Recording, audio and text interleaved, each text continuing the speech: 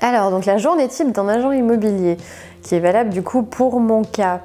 Donc je me lève le matin, j'ai la chance d'avoir des horaires qui sont quand même assez cool le matin, pas le soir. Donc je me lève, il est 8h15. Sortie, on va dire, à ce moment 9h moins quart, voire 9h, donc c'est plutôt royal. Je prends le temps, douche, petit-déj, primordial, je peux pas partir sans petit-déj pour commencer ma journée, sinon je suis de mauvaise humeur. J'ai la chance de travailler à 10 minutes, donc je commence à 10h. Mais quand je me lève à 8h30, souvent j'ai quand même déjà des contacts. Donc je commence réellement physiquement en agence à 10h. J'ai mon téléphone qui sonne quand même déjà avant. J'ai quand même les clients au téléphone, soit qui ont vu des annonces, donc il faut que je réponde un petit peu à leurs questions et que je prenne même des rendez-vous avant d'arriver à l'agence. Donc sinon, j'arrive à l'agence à 10h. La première chose qu'on fait, on relève toujours le courrier parce qu'on dépose, des fois on donne des clés à des clients, à des propriétaires, donc ils nous les ramènent. Donc checker la boîte aux lettres pour être sûr de ne pas laisser les clés en suspens toute une journée qu'on va chercher pendant 4 heures derrière. Ensuite, on ouvre l'ordinateur central et en fait là on va traiter tous les mails, toutes les demandes clients qui arrivent sur différents appartements ou maisons qui sont en location sur plusieurs sites. Ils arrivent tous sur une même boîte et donc là on a l'habitude de relever tous les mails sur un cahier. Donc on met qui a eu un contact, donc avec nos initiales, qui a eu un contact, numéro de téléphone, etc. Donc ça c'est la priorité pour avoir bien nos contacts à rappeler dans la journée, parce que la réactivité c'est la chose la plus importante aussi. Je suis la première à arriver le matin à 10h, généralement. Donc ensuite, comme je suis toute seule, j'ouvre un petit peu l'agence. Enlever le renvoi d'appel, imprimante classiquement, ouvrir un petit peu l'agence, lumière, tout ça. Je m'installe à mon bureau et après je traite mes mails aussi de ma boîte perso. Du jour au lendemain, on n'en a pas 15, hein.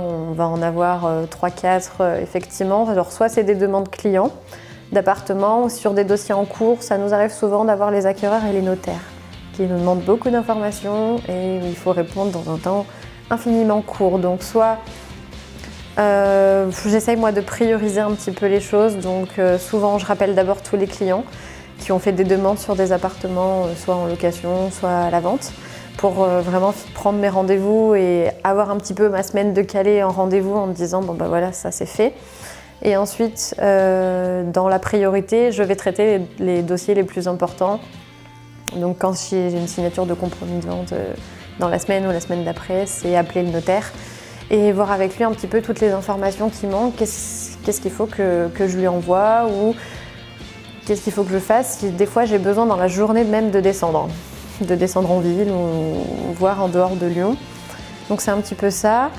Donc ça c'est le côté administratif. Gérer les dossiers que je peux recevoir aussi des locations. Donc c'est vérifier la solvabilité de tous les documents. Il y en a un paquet. Ça va de la carte d'identité à l'avis d'imposition en passant par bulletin de salaire. On appeler aussi les employeurs pour savoir si les personnes travaillent bien là où elles prétendent travailler.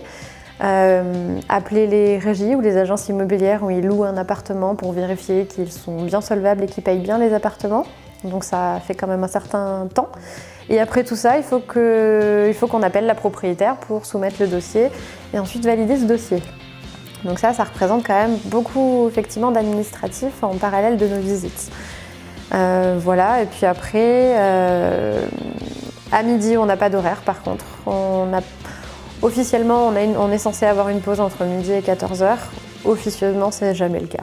On a beaucoup de visites entre midi et 2 parce que les personnes sont souvent disponibles entre midi et 2. Donc on essaye de manger un petit peu quand on a le temps. Donc on mange très rarement tous ensemble. Et puis après, l'après-midi, généralement, est plus calme parce que les personnes sont un peu moins disponibles pour des visites. Donc l'après-midi, on peut faire de la distribution, donc c'est-à-dire essayer de prospecter de nouveaux clients, donc faire des quartiers en distribuant des flyers pour se faire connaître. Ou après ce qu'on appelle faire de la pige, donc c'est repérer des annonces, notamment de particuliers sur le Bon Coin, sur le Paris Vendu, PAP, etc. Et c'est les appeler pour savoir s'ils seraient intéressés de travailler avec nous. Ou alors le plus souvent c'est quand on a des clients, et on en a beaucoup, des clients qui cherchent et on n'a pas le bien à leur proposer, c'est appeler ces personnes en leur disant bah voilà j'ai un client, est-ce que je peux vous l'amener, est-ce qu'il peut le visiter? Voilà, donc ça c'est aussi une partie un petit peu plus méconnue, on va dire, des personnes qui sont inconnues, on va dire, à l'immobilier. Donc ça, on fait ça dans l'après-midi et après on reprend beaucoup nos visites le soir. C'est-à-dire que je commence à 10h, mais je rentre pas à 18h chez moi. En hiver un petit peu plus, parce que du fait qu'il fasse nuit tôt, c'est plus compliqué de faire visiter un appartement ou une maison le soir, mais par contre en été, ça nous arrive très souvent d'avoir des rendez-vous encore à 19, 19h30, 20h et rentrer chez nous à 20h30 et on peut avoir aussi des signatures chez le notaire qui se terminent vers 21h. Voilà, donc ça c'est un petit peu la journée type, mais pour résumer, c'est qu'on sait quand on la commence, on sait pas quand on la termine et on sait pas ce qu'on fait exactement.